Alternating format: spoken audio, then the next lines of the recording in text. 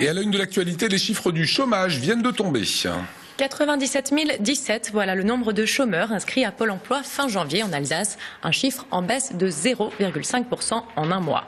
La situation semble se stabiliser dans la région ces derniers mois, même si sur un an, le nombre de demandeurs d'emploi a tout de même augmenté de 4,7%.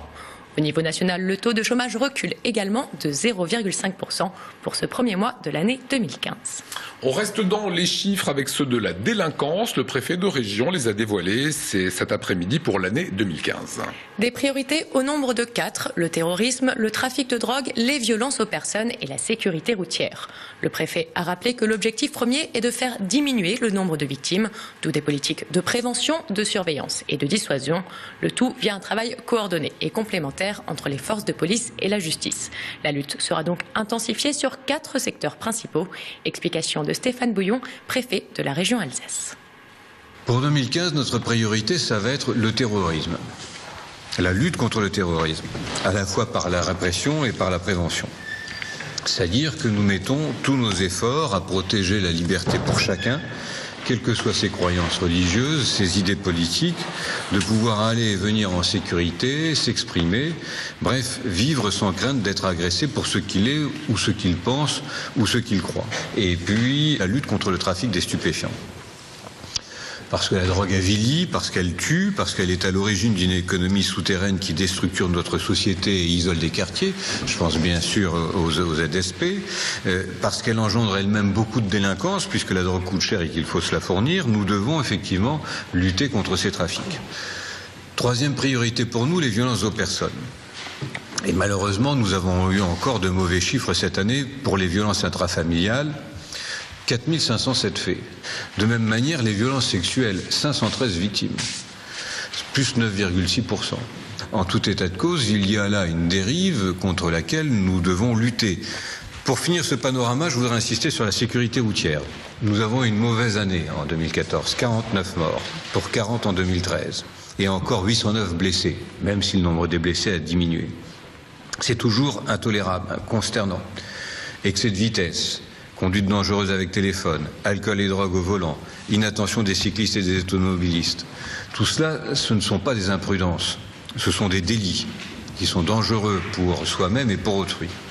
Et en accord avec les parquets, nous multiplierons les contrôles cette année. Encore ce week-end, la gendarmerie en a fait, et j'allais dire, malheureusement fructueux. Donc nous aurons encore beaucoup d'actions à mener avec l'éducation nationale, les associations, les collectivités locales, et nous continuerons les actions de formation, d'information, de pédagogie sur ce qu'est la route. Dans le reste de l'actualité, un collectif à Wittelsheim se mobilise contre les aménagements de la SNCF autour, vous allez le voir, de la voie ferrée. Au centre de la polémique, un grillage installé autour de la ligne Mulhouse-Krüt-Wittelsheim. Cette zone de sécurité n'a pas été conçue pour laisser passer les animaux. Résultat, de nombreuses espèces sont coincées entre les voies et se font écraser par les trains. Des accidents dénoncés par le collectif de sauvegarde de la faune sauvage. Son président Jean-Paul Eberlin organise une réunion ce soir avec la SNCF pour trouver des solutions. On l'écoute au micro de notre correspondante orinoise, Émilie Jaffrat. C'est sur plusieurs kilomètres que ce grillage a été érigé, mais bon, unilatéralement d'un côté et partiellement de l'autre, ce qui représente un piège mortel pour la faune sauvage. D'ailleurs, le charnier qui jonche le ballast en témoigne. Donc buses, sangliers, chevreuils, renards. Le grillage qui a été fait dans une optique de sécurité, mais bon, le travail n'est pas fini, puisque d'un côté, il n'est qu'engrillagé partiellement.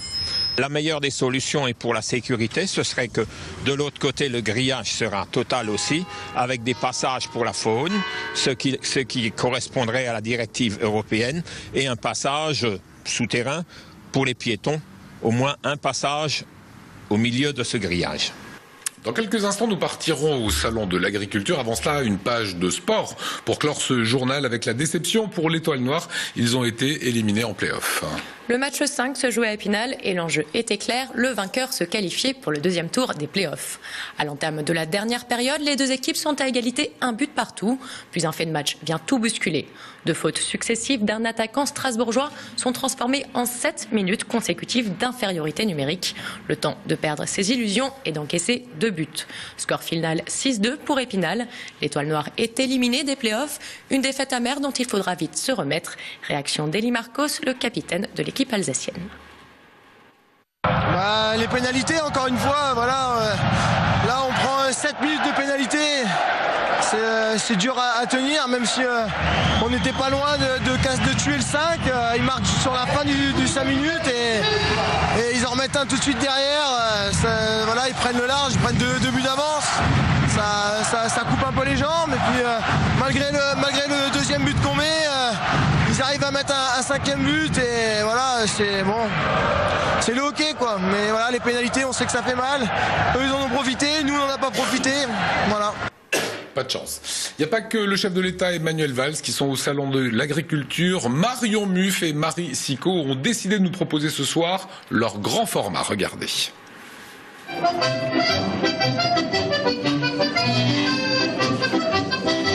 Voilà, nous y sommes au salon de l'agriculture et je peux vous dire qu'ici, l'Alsace est chez elle.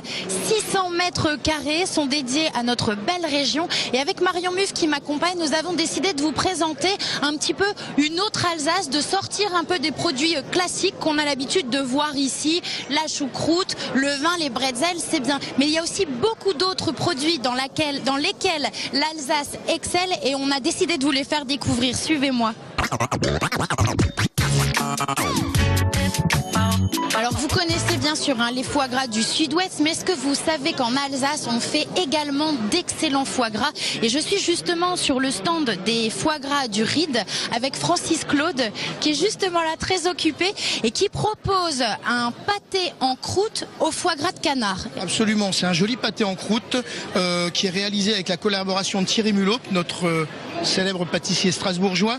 Donc on réalise ce pâté en croûte, c'est un peu un pâté des maréchal des Comtades qui est revisité. C'est-à-dire qu'on a un foie gras de canard alsacien au cœur, une jolie viande de porc marinée au Gewürztraminer et autour une croûte au beurre.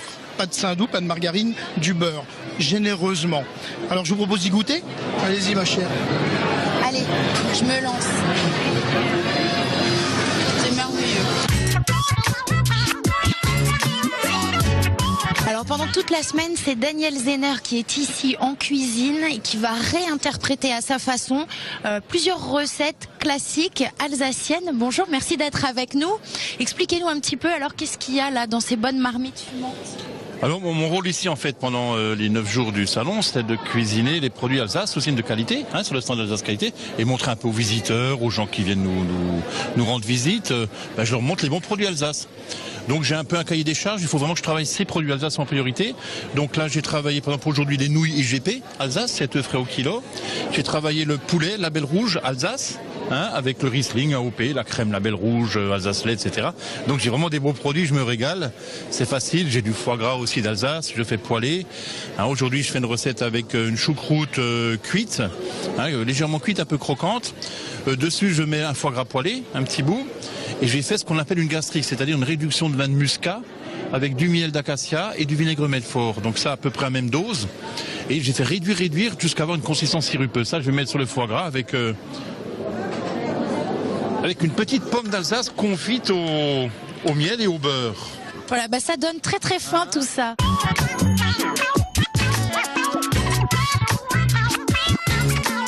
Est-ce que vous savez qu'en Alsace, on produit un excellent whisky? Depuis quand est-ce qu'on produit ce whisky? Est-ce que ça fait longtemps que ça existe, le whisky alsacien? Ça fait très longtemps. Mais on vient de le sortir de sous les fagots. Non, en fait, on a commencé depuis 2000 à faire des essais. Et puis, depuis plus de 10 ans, on sort un whisky avec la distillerie Bertrand. On trouve beaucoup de whisky aujourd'hui en Alsace. Il y a même une IGP qui est sortie, une appellation contrôlée, géographique. Et donc, depuis plus de 10 ans, en collaboration avec la distillerie Bertrand, on leur produit la base du whisky.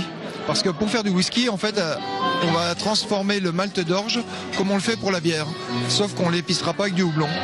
Et une fois cette espèce de bière produite, on l'emmène à la distillerie, eux le passent dans les alambics, le distillent comme pour un alcool de fruits, vont récupérer une eau de vie de bière, et cette eau de vie de bière va être mise à vieillir en fût de chêne, au minimum 3 ans, et au bout de 3 ans, ça s'appelle du whisky. Bon, on va goûter ce whisky.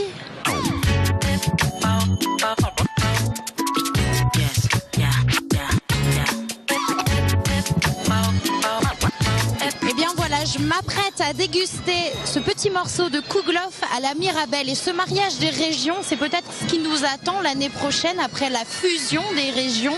Peut-être que l'année prochaine, on aura un grand stand qui réunira, qui sait, l'Alsace, la Lorraine et la Champagne-Ardenne. En attendant, on va continuer de déguster ces bonnes saveurs de nos régions. Voilà, et à ne pas manquer demain, reportage depuis le salon de l'agriculture. Votez alsacien, tiens, ça c'est l'image du jour et c'est sélectionné par Olivier Haine. Vous n'avez plus que quelques jours pour voter pour le zoo de Mulhouse. Le site Zoonaute a nominé 34 parcs français qui accueillent chaque année plus de 20 millions de visiteurs. Pour voter pour le seul zoo alsacien en lice, suivez ce lien. C'est un bon geste, vous votez tout simplement. On parle de grippe dans un instant avec nos invités. On parle également de nouvelles technologies, d'impression 3D. Avant cela, c'est le temps en Alsace. Ça s'améliore, comme nous le dit Léa-Marie Grotzinger. Embarquez pour une croisière dans la vallée du Rhin romantique. Profitez sans plus attendre de nos offres spéciales sur www.croisieurope.com ou dans votre agence de voyage habituelle.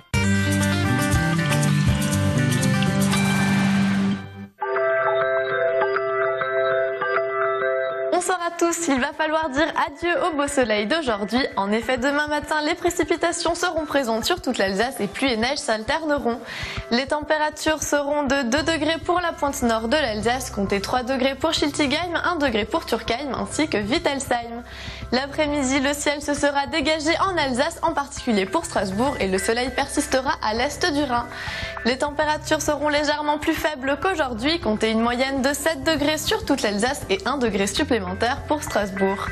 Vendredi, même l'est du Rhin se retrouvera sous la pluie. Les températures moyennes seront de 6 degrés pour toute l'Alsace, comptez 5 degrés pour le Bade-Wurtemberg et 4 degrés pour le nord de la Suisse. Demain, nous serons le jeudi 26 février 2015, nous fêterons les Mathildes. Le soleil se lèvera à 7h16 pour aller se coucher à 18h10. Nous gagnerons donc 4 minutes de soleil. Je vous souhaite une excellente soirée sur Alsace 20.